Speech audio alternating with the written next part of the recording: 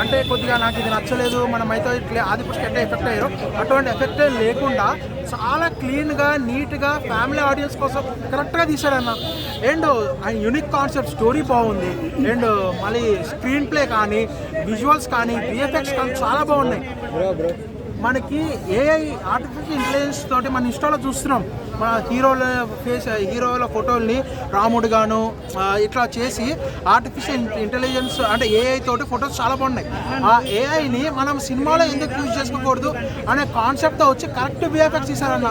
ఎన్నో కోట్లు పెట్టి బడ్జెట్ తెచ్చి తీసిన విఎఫ్ఎక్స్ కంటే ఇది చాలా క్లీన్ అండ్ నీట్ విఎఫ్ఎక్స్ అని అనిపించింది అన్న.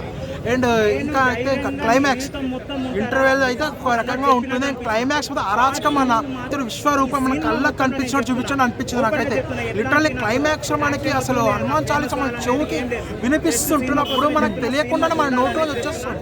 అంత బాగా ఇన్వాల్వ్ అయిపోయాయి నేనైతే మాత్రం. అంత బాగా చేసుకున్నాను.